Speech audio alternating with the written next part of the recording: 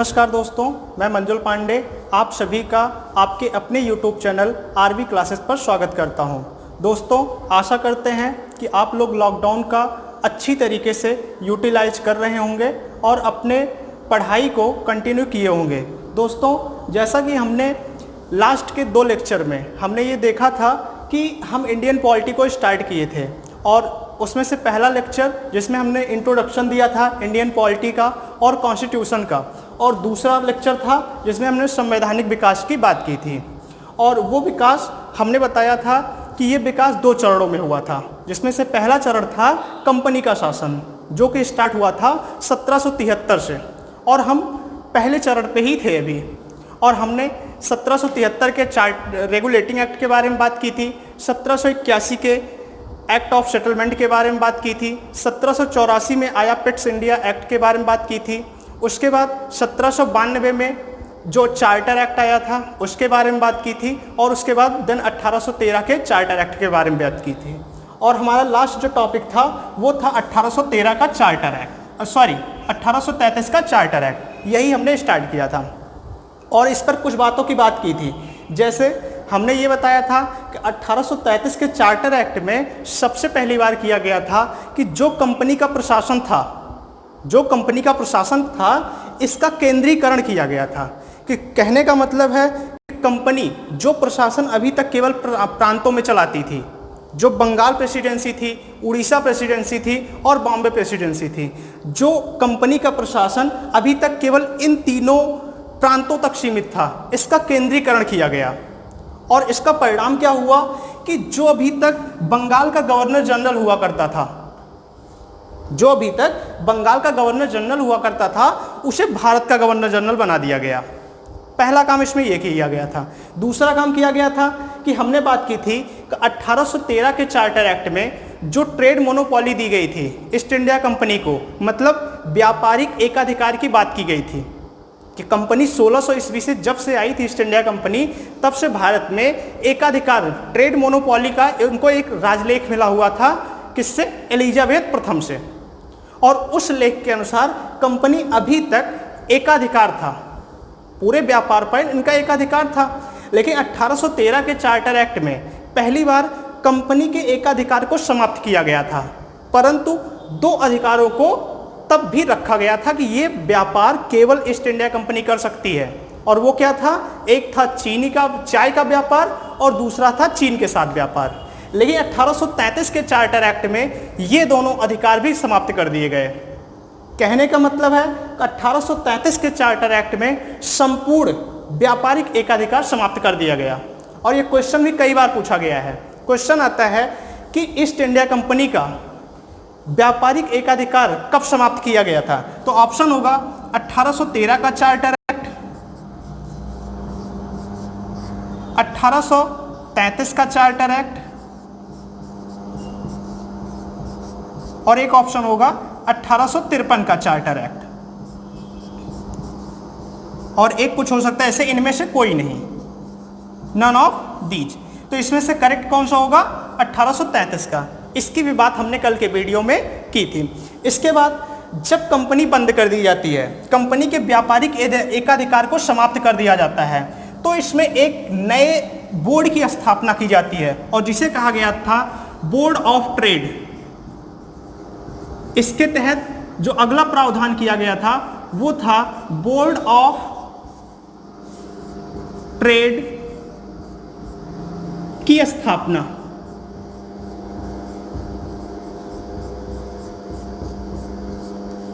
Board of trade की स्थापना की गई और इसमें एक चेयरमैन बनाया गया, इसमें एक चेयरमैन नियुक्त किया गया, मींस अध्यक्ष, और 2 कमिश्नर।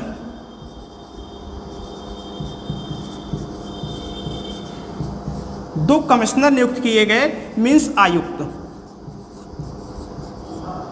ये भी किसके तहत हुआ था?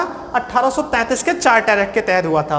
और इसी में एक बात और कही गई थी कि जो ये अध्यक्ष है, जो ये बोर्ड ऑफ ट्रेड का अध्यक्ष होगा, यही अब भारतीय मामलों का, जो भी कोई भारतीय मामले होंगे तो भारतीयों का मंत्री होगा। ये इसको एक जिम्मेदारी और दी गई अब ये भारतीय मामलों के भारतीयों का मंत्री होगा, इसे ही भारतीयों का मंत्री कहा गया।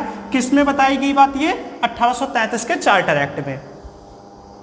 अब अगला प्रावधान इस एक्ट में क्या किया गया कि अभी तक जो भी ईस्ट इंडिया कंपनी के लोग थे उनको ये कहा गया, ईस्ट इंडिया कंपनी ही नहीं, जो भी कोई ब्रिटिश नागरिक हो, अब वो भारत में क्या कर सकते हैं? जमीन खरीद सकते हैं।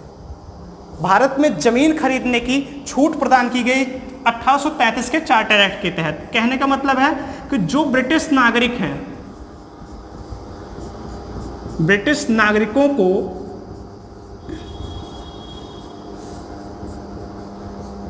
भारत में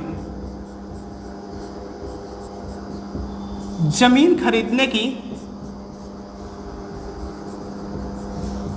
खरीदने की अनुमति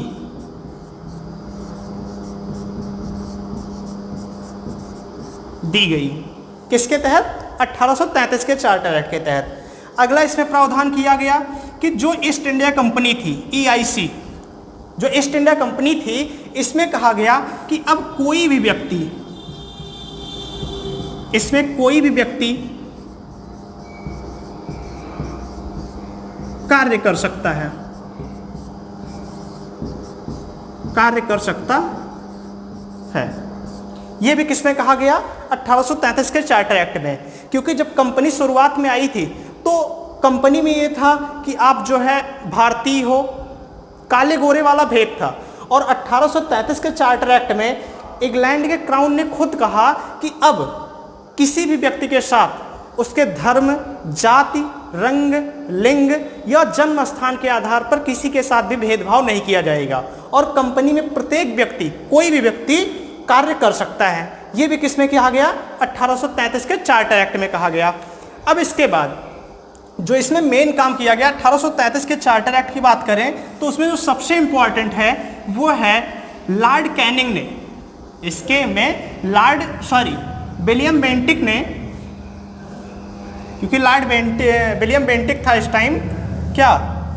भारत का गवर्नर जनरल। तो लॉर्ड विलियम बेंटिक ने 1833 ईस्वी में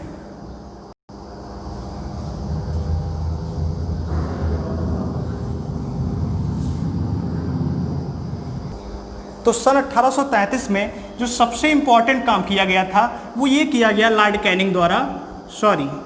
विलियम बेंटिक द्वारा एक आयोग का गठन किया गया 1833 में, जिसे कहा गया मैकाले आयोग। और इसका जो मैकाले आयोग का जो अध्यक्ष था, जो प्रेसिडेंट था, वो भी कौन था? लॉर्ड मैकाले था। इसका अध्यक्ष बनाया गया लॉर्ड मैकाले को। तो सन 1833 में लॉर्ड विलियम बेंटिक ने पहली बार सन 1833 में मैकाले आयोग का गठन किया और उसका अध्यक्ष बनाया गया लॉर्ड मैकाले को।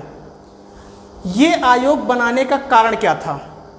जैसा कि हमने पिछले वीडियो में बात की थी कि सन 1813 में जो चार्टर एक्ट आया था उसमें सबसे पहली बार भारतीय शिक्षा के विकास के लिए 1 लाख रुपए प्रतिवर्ष खर्च किए जाने का प्रावधान किया गया था। और उसके बाद लगातार 20 सालों तक भारतीय शिक्षा के विकास के लिए प्रतिवर्ष 1 लाख रुपए खर्च भी किए गए। तो विलियम बेंटिक को यह समझ में आया कि एक आयोग का गठन किया जाए और ये आयोग रिसर्च करे, पता लगाए कि जो हमने पिछले 20 सालों से भारतीय शिक्षा के विकास के लिए पैसे खर्च किए हैं, इसका परिणाम क्या हुआ, इसका रिजल्ट क्या निकला। तो इसी के लिए मैकाले आयोग का गठन हुआ। और मैकाले आयोग ने सन 1835 में मैकाले आयोग ने अपनी रिपोर्ट पेश की, जिसे कहा गया मैकाले मिनट्स। इसी को कहा गया मैकाले मिनट्स, या इसी को कहा जाता है मैकाले स्मरणार्थ पत्र। ये सौंपा किसने? लॉर्ड मैकाले ने, मैकाले आयोग ने। और इसके तहत कहा गया कि भारतीय शिक्षा की स्थिति बहुत ही दयनीय है। और फिर एक जो सबसे बड़ा काम किया गया इसके बाद कि अंग्रेजी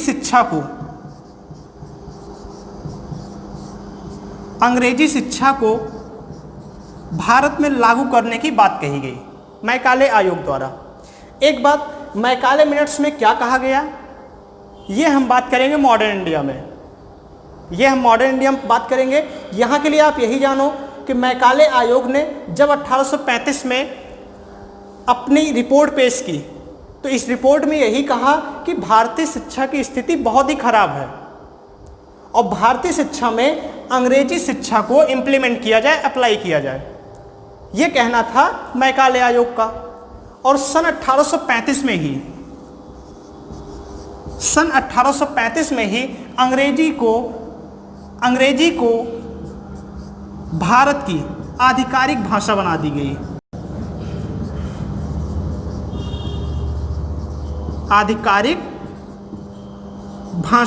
गई। कब? सन 1835 ईस्वी में। अगर हम बात करते हैं कि सन 1835 के पूर्व में भारत की आधिकारिक भाषा क्या थी, तो भारत की आधिकारिक भाषा इसके पूर्व में थी फारसी। क्योंकि मुगलों के आगमन से लेके सन 1526 से लेके सन 1835 तक भारत की जो आधिकारिक भाषा थी वो थी फारसी। परंतु सन 1835 में मैकाले आयोग के रिकमेंडेशन पर अंग्रेजी भाषा को भारत की आधिकारिक भाषा बना दी गई। ये एक बहुत बड़ा काम किया गया था 33 के चार्टर एक्ट में।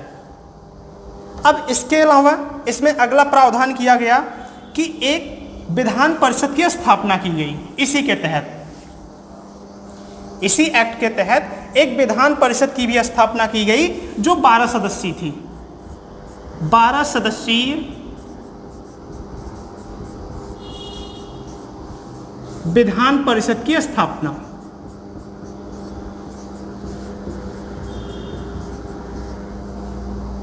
यह भी किया गया 1833 के चार्टर एक्ट के तहत।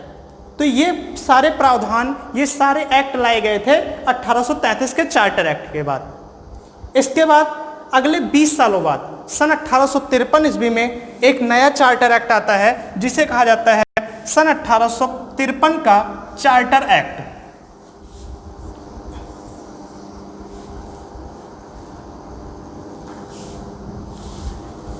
सन 1853 का चार्टर एक्ट। और इसके तहत क्या प्रावधान किए गए? सन 1853 के चार्टर एक्ट में सबसे पहला काम किया गया कि जो गवर्नर जनरल की परिषद थी, उसके जो भी प्रशासनिक कार्य थे और विधिक कार्य थे, इन दोनों को अलग अलग कर दिया गया, पृथक कर दिया गया। तो कहने का मतलब है कि जो गवर्नर जनरल की कार्य थे, गवर्नर जनरल के परिषद कार्य, वो कौन कौन से थे? प्रशासनिक और विधिक। इन दोनों कार्यों को अलग अलग कर दिया गया। यह सबसे पहला काम किया गया 1853 के चार्टर एक्ट में। अब दूसरा काम क्या किया गया कि जो ये परिषद बनाई गई थी 12 सदस्यीय, किसमें? 1833 के चार्टर एक्ट में। 1833 के चार्टर एक्ट में अभी हमने बात की कि 1833 के चार्टर एक्ट में एक विधान परिषद की स्थापना की गई थी जिसमें 12 सदस्य बनाए गए थे। और इस एक्ट के द्वारा 1853 के एक्ट के द्वारा इनकी संख्या बढ़ाकर 18 कर दी गई। कहने का मतलब कि 6 सदस्यों को जोड़ दिया गया। किसमें? 1853 के चार्टर एक्ट में। और इसके बाद अगला प्रावधान इसमें किया गया कि जो बोर्ड ऑफ डायरेक्टर्स थे, बोर्ड ऑफ डायरेक्टर्स, देखिए हमने कल बात की थी कि कंपनी में बोर्ड ऑफ डायरेक्टर्स और बोर्ड ऑफ कंट्रोलर 2 ग्रुप हुआ करता था। बोर्ड ऑफ डायरेक्टर का काम हुआ था तो ये व्यापारिक मामलों को देखता था, और जो बोर्ड ऑफ कंट्रोलर था वो राजनीतिक या प्रशासनिक मामलों को देखता था। तो चूंकि जो भी कंपनी के व्यापारिक एकाधिकार थे, इनकी शक्तियों को कम किया गया था। ब्रिटेन से या यूरोप से और भी कंपनियां भारत में आके अब व्यापार लगा चुकी थी। तो बोर्ड ऑफ डायरेक्टर्स के जो सदस्य थे, बोर्ड ऑफ डायरेक्टर्स के सदस्य जो कि पहले 24 हुआ करते थे, इनमें सदस्यों की संख्या कितनी होती थी? 24 प्लस गवर्नर जनरल हुआ करता था, तो इनकी संख्या घटा के 18 कर दी गई। यह भी काम किया गया था 1853 के चार्टर एक्ट में। कहने का मतलब है 6 की संख्या इनकी घटा दी गई। तो ये समझने वाली बात है कि परिषद में 6 संख्या बढ़ाई गई थी, 12 से 18 हुई थी, लेकिन बोर्ड ऑफ डायरेक्टर्स में संख्या 24 से घटा के 18 कर दी गई थी। कहने का मतलब 6 इसमें घटा दी गई थी। कोई कंफ्यूजन ना हो कि जो भी विधान परिषद बनाई गई थी इसमें सदस्यों की संख्या 12 से बढ़ा के 18 की गई थी, जबकि बोर्ड ऑफ डायरेक्टर्स में संख्या 24 से घटाकर 18 कर दी गई थी। तो दोनों का संख्या देखेंगे कि अब इक्वल हो गया। परिषद में सदस्यों की संख्या 18 और बोर्ड ऑफ डायरेक्टर्स में सदस्यों की संख्या 18। ये काम किया गया। इसके बाद 1853 के चार्टर एक्ट की भी अगर सबसे इंपॉर्टेंट बात की जाए, सबसे इंपॉर्टेंट टॉपिक इसमें क्या हुआ कि आईसीएस जिसकी स्थापना की गई थी 21 जून सन 1793 को।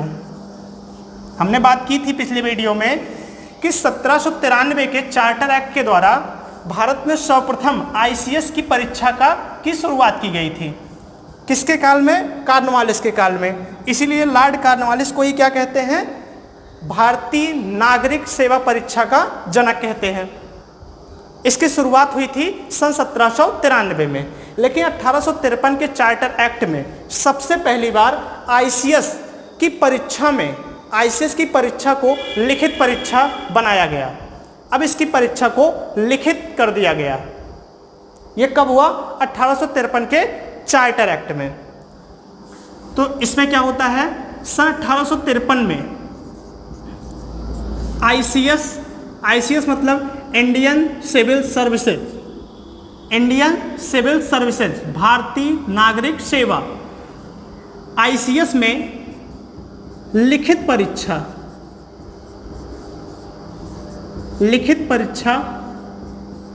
का प्रावधान किया गया।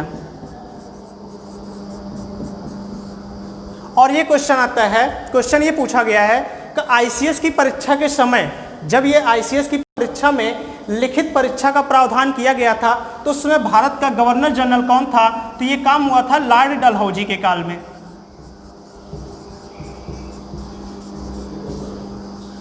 एक क्वेश्चन ये होता है, एक क्वेश्चन ये पूछा जाता है कि जब सन 1853 में भारत में आईसीएस की परीक्षा, लिखित परीक्षा शुरू होती है, तो क्वेश्चन ये आता है कि ये परीक्षा कहाँ कराई जा रही थी? तो ये परीक्षा कराई जा रही थी लंदन में, और ये परीक्षा कराई जाती है लंदन में सन 1922 तक। सन 1853 से लेके सन 1922 तक ये परीक्षा आयोजित कराई जाती है लंदन में, लेकिन सर्वप्रथम सन 1923 ईस्वी में ये परीक्षा संपन्न कराई गई अपने इंडिया में। ये क्वेश्चन कई बार पूछा गया है कि आईसीएस की सबसे पहली बार परीक्षा भारत में कब कराई गई थी? तो सन 1923 ईस्वी में। या फिर क्वेश्चन आता है कि आईसीएस में लिखित परीक्षा का प्रावधान किस चार्टर के तहत किया गया था? तो 1853 के चार्टर के तहत किया गया था। किसके काल में किया गया था? लॉर्ड डलहौजी के काल में किया गया था।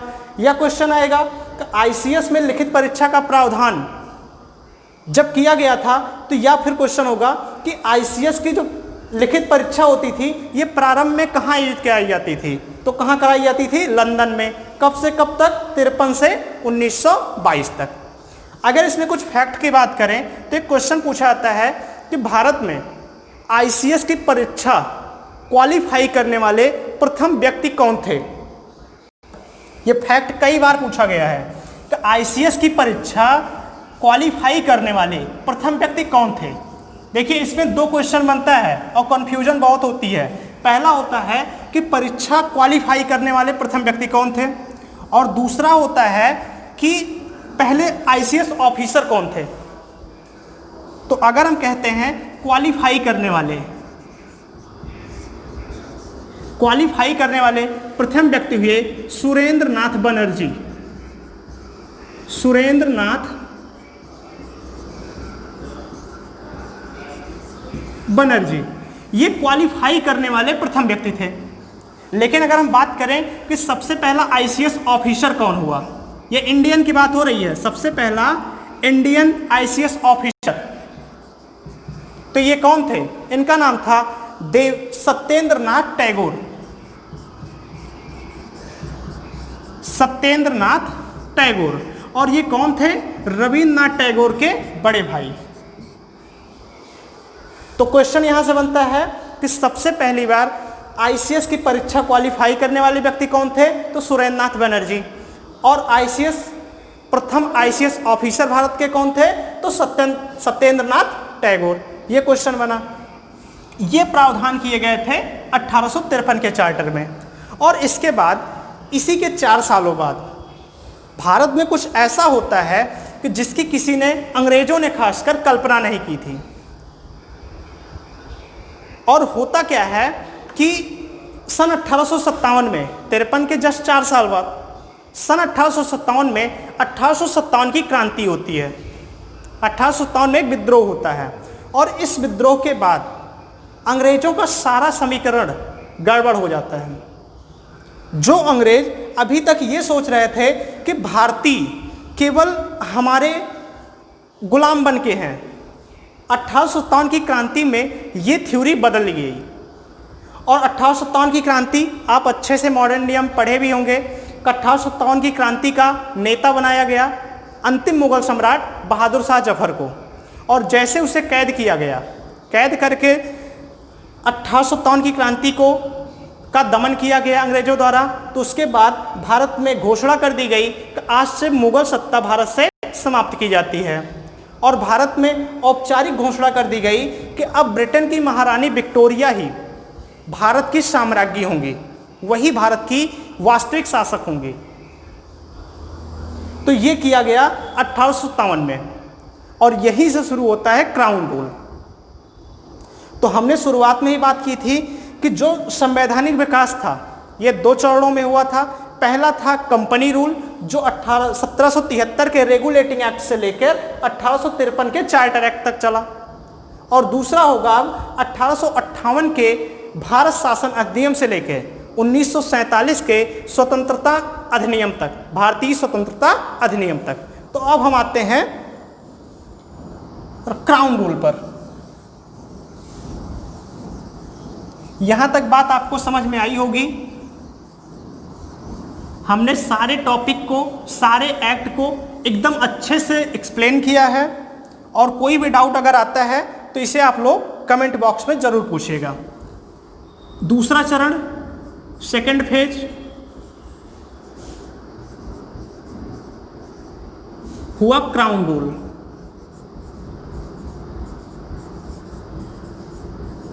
या क्राउन शासन।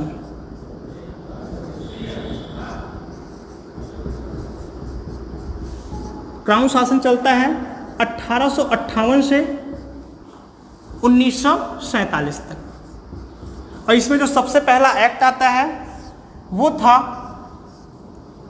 1858 का भारत शासन अधिनियम या एक्ट। ये आया था कब? सन 1858 ईस्वी में।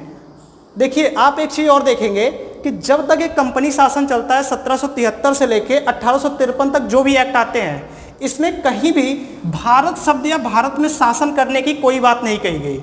लेकिन 1857 की क्रांति का परिणाम ये हुआ कि पहली बार अंग्रेजों को या ब्रिटिश संसद को ये समझ में आया कि अगर भारत में शासन करना है, तो भारतीयों के लिए कुछ ऐसे कानून बनाने होंगे। और उसी का परिणाम हुआ कि सन 1858 में जो अधिनियम आता है उसका नाम ही रखा गया सन 1858 का भारत शासन अधिनियम, कि भारत में शासन करने के लिए अब एक्ट आएगा। और इसके तहत जो सबसे पहला प्रावधान ये किया गया कि जो कंपनी शासन था, कंपनी के शासन को पूर्णतः समाप्त कर दिया गया। कंपनी शासन समाप्त। और कहा गया कि अब कंपनी भारत में केवल व्यापार करेगी और भारत का जो शासन होगा वो ब्रिटिश महारानी विक्टोरिया के हाथ में होगा और कंपनी से शासन को पूर्णतः समाप्त कर दिया गया। और दूसरा काम किया गया, जो अभी तक भारत का गवर्नर जनरल हुआ करता था, भारत का गवर्नर जनरल हुआ करता था, इसे बदल के कर दिया गया भारत का वायसराय।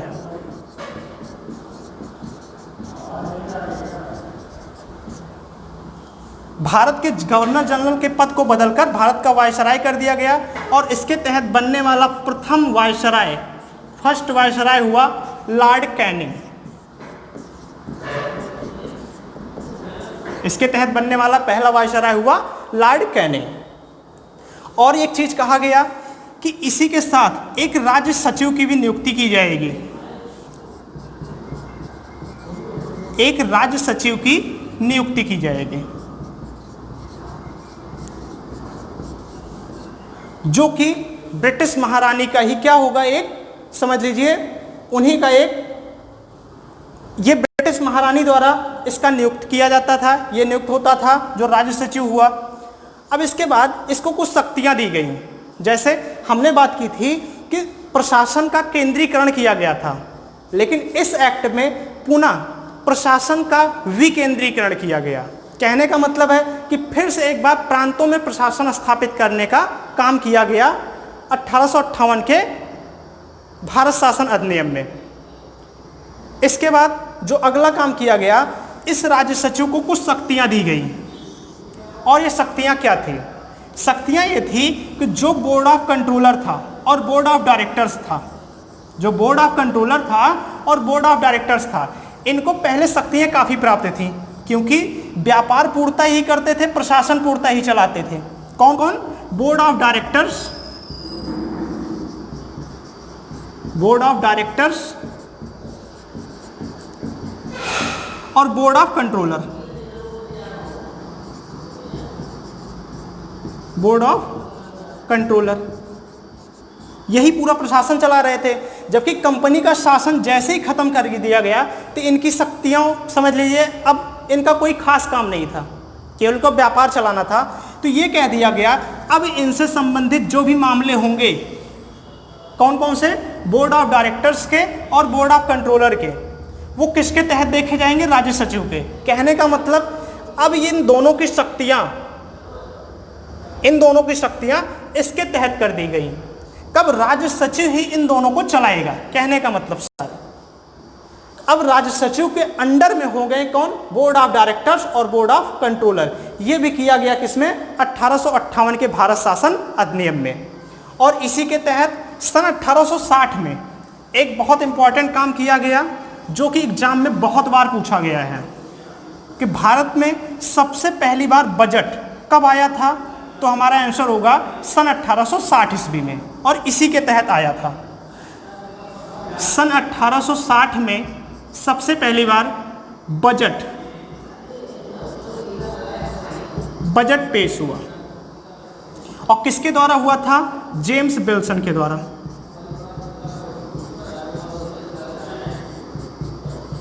जेम्स विल्सन के द्वारा सबसे पहली बार क्या किया गया? बजट पेश किया गया। और एक चीज और माना जाता है कि इसी वर्ष से इनकम टैक्स की भी शुरुआत हुई थी। इनकम टैक्स, आयकर, आयकर की भी शुरुआत इसी वर्ष मानी जाती है। इसीलिए पूछा जाता है भारत में इनकम टैक्स का जनक किसे कहा जाता है? तो वो कहलाता है लॉर्ड कैनिंग। तो ये सारे प्रावधान किए गए थे 1858 के भारत शासन अधिनियम में। इसके कुछ सालों बाद आता है 1861 का, जस्ट 3 साल बाद आता है 1861 का भारतीय परिषद अधिनियम, और उसके तहत जो भी प्रावधान किए गए थे वो हम बात करेंगे नेक्स्ट वीडियो में। तब तक आप लोग अच्छे से इन टॉपिक्स को पढ़िए, और एक काम करिएगा, आप लोग पूरे वीडियो को एकदम लास्ट तक देखिएगा, तभी जो भी कुछ कमियां होंगी आप वो ज़रूर बताएं कमेंट सेक्शन में। और दूसरी चीज़, एक बात हम देखेंगे कि राइटिंग को लेकर राइटिंग मेरी थोड़ी गड़बड़ है, बट आप लोगों के पढ़ने लायक है ऐसा हम लिखने की कोशिश कर रहे हैं, क्योंकि डिजिटल बोर्ड पे पहली बार यूज कर रहे हैं तो हाथ उतनी अच्छी तरीके से साफ नहीं है। तो ये धीरे धीरे ठीक हो जाएगा, इसमें इम्प्रूवमेंट हो जाएगा। बट जो भी हम समझाना चाहते हैं वो आप लोग अच्छे से समझ रहे हैं, इस बात को कमेंट सेक्शन में ज़रूर लिखिएगा, क्योंकि हमने एक एक एक्ट को, उस एक्ट में क्या क्या हुआ है, इस सेंटेंस को, उन बातों को एक नहीं 2 बार 3 बार 4 बार बताया है। और जब ये पूरा चैप्टर ख़त्म होगा, शायद कल चैप्टर ये ख़त्म भी हो जाए, ये जो इसकी चौथा सीरीज होगा, पार्ट 4 होगा, शायद उसमें ये समाप्त भी हो जाए।